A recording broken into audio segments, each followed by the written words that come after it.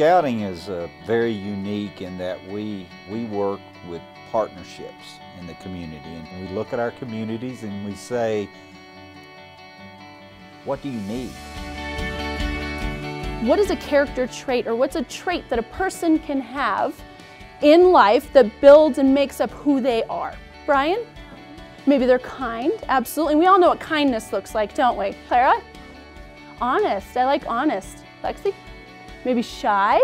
I am Katie Walters. I'm at Deer Creek Elementary, and we were with my 3rd grade class, and we're just starting our 2nd semester. Kids of whatever generation, the specific challenges they face may be different, but the biggest challenge they face is simply growing up and developing the right kind of moral principles. And we want them all to learn those things, whether they were growing up in the 1800s, the 1900s, or today. Sometimes with choices come consequences, right? Now let's say that if you decide... We have a program called Learning for Life, which is a curriculum-based in-school program, which is a resource for our teachers to use. In 3rd grade, the kids are now in a position where they're figuring out how to make those adult decisions on their own to handle their own conflicts. And Learning for Life really puts into perspective the tools that they need to make those choices in all areas. I don't believe kids have changed that much. I believe the times have changed a lot. You know, you look at a lot of young people and there's nothing there. You know, they don't think they have a lot of hope. You know, and I think that this type of programs gives them that value to have, you know, confidence in themselves, that they can believe in themselves, because that's what starts everything. This group over here talked about if we were on the playground and somebody's being bullied and they saw that and they stopped it, they would feel better because they know they helped somebody, but then also the person who was being bullied. We're a microcosm of society. Whatever society's ills have, on elementary school we'll have those same ills.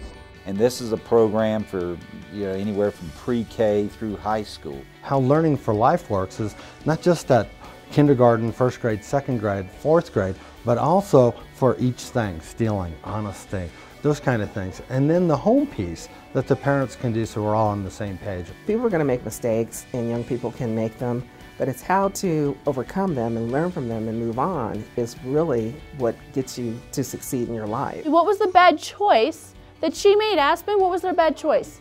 She lied. Sadly, there are a lot of families where the children don't have the interaction with their parents or with their siblings that would help aid in those things, and I think this at least gives them that opportunity and that modeling to see that it's okay to be a good kid. It's okay to want to help. It's okay to go above and beyond. One of the things that most people don't realize about Scouting is that Scouting actually serves some of the most at-risk populations that there are, and one of the few organizations that goes into difficult neighborhoods and really tries to make an effort to influence kids' lives.